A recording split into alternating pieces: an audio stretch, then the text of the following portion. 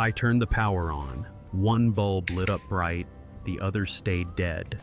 And in that quiet moment, I realized how many good things we throw away too fast. I stood there looking at that dead bulb, holding it in my hand, and it felt familiar. Years ago, we did not rush out to buy a replacement every time something stopped working. We slowed down, took things apart, and tried to understand what failed. This bulb looked finished on the outside, but I knew the real story was inside. Today, I want to show you why you should not throw a bulb like this away. With a little care and a few simple tools, you can bring it back to life and save yourself a trip to the store. First, I take a utility knife and carefully remove the plastic cover from the bulb. Go slow here and work your way around the edge so you do not crack the board inside. Once the cover is off, I place the LED board back into the socket.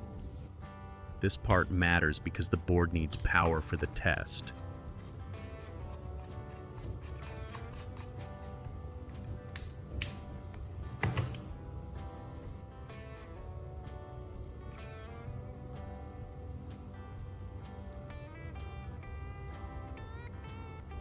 Now I take a pair of tweezers and wrap electrical tape around the handles and most of the metal.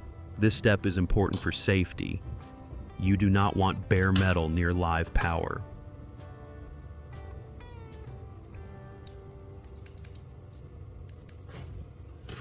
With the bulb plugged in and switched on, I use the insulated tweezers to gently touch one LED chip at a time.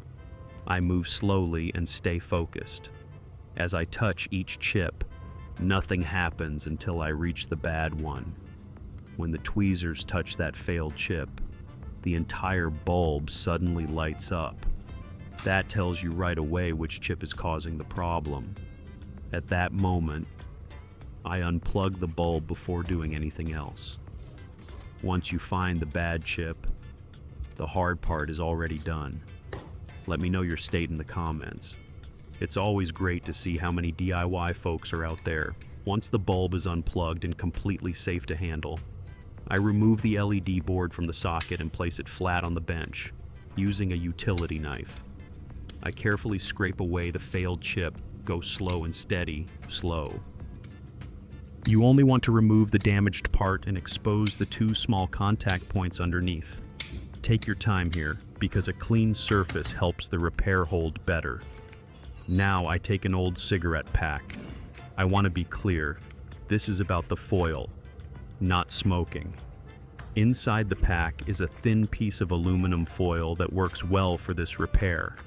I tear off a small piece and fold it a few times until it becomes firm and about the same size as the chip I removed.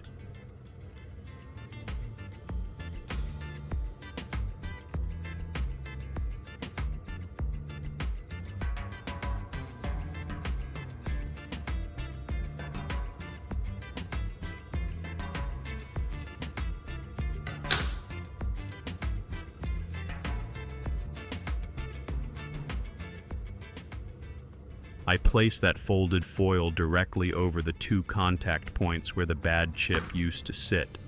Make sure it bridges the gap cleanly and lies flat against the board.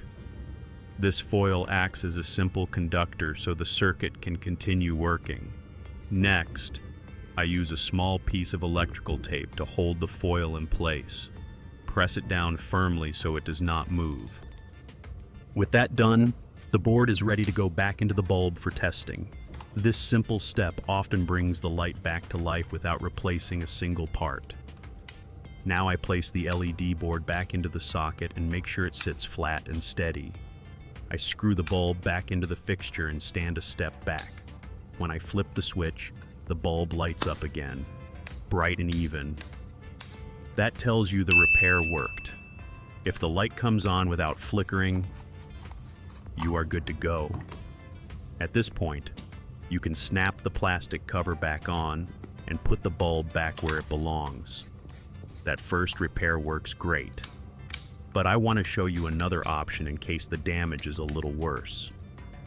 I grab a second dead LED bulb and set the fixed one aside so you can compare later, just like before. I carefully pry off the plastic cover and take the LED board out. This second method is useful when the simple foil fix is not enough.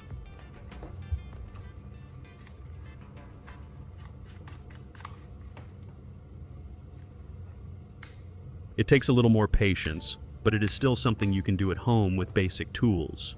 Now I repeat the same testing step to find the bad chip on this second board. I wrap electrical tape around the tweezers again so everything stays insulated. With the board placed back in the socket, I carefully pinch one LED chip at a time. I keep my hands away from the board and work slowly. When I clamp the tweezers on the bad chip, the whole bulb lights up. That is how you know exactly which chip needs to be removed. Once the bad chip is identified, I unplug the bulb and remove the LED board from the socket. Safety always comes first here. Using a utility knife, I gently scrape the damaged chip off the board. I work slowly and only remove the bad part, making sure not to damage the copper traces underneath. You do not need to press hard. Let the blade do the work. When the chip is gone, you should see a clean contact area ready for the next step.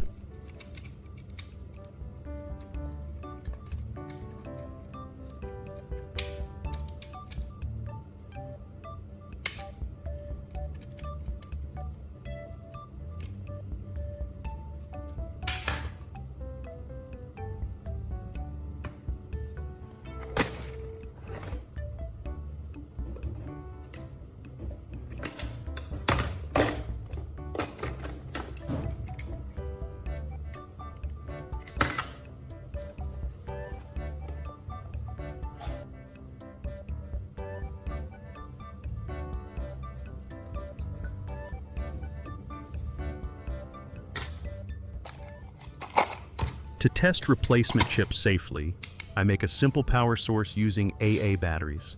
I take two AA batteries and connect them in series using a paper clip so the voltage is strong enough to light an LED chip. Then I take two short pieces of wire and strip about ½ inch of insulation from each end. I tape one wire to the positive end of the battery pack and the other wire to the negative end. This gives me a small, controlled test source that is safe to use on the workbench. Now I make the connection solid and easy to handle. I take the two short wires I prepared and strip the ends clean so the copper shows clearly. One wire goes to the positive end of the connected AA batteries, and the other wire goes to the negative end. I use electrical tape to hold each wire firmly in place so nothing slips while I work. I press the tape down tight and check that the wires do not move. This simple setup gives you steady contact, keeps your hands away from bare metal, and makes the next testing step safer and more controlled.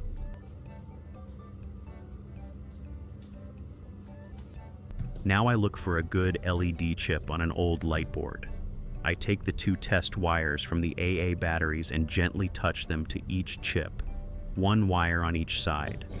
A good chip will light up right away, bright and steady.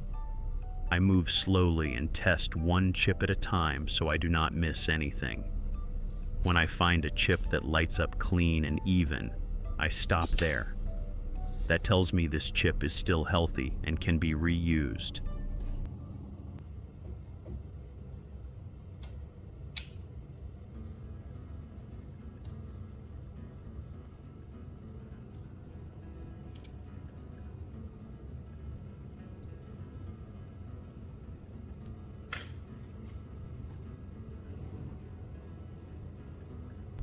Take a moment to notice the polarity marks on the chip so you know which side is positive and which side is negative. This careful check saves time and avoids mistakes later. Now I move that good chip to the main light board. I place the chip exactly where the bad one was removed, making sure the positive and negative sides match the markings on the board. I warm the tweezers over a candle so the solder softens. Then I press the chip gently into place until it sits flat and secure.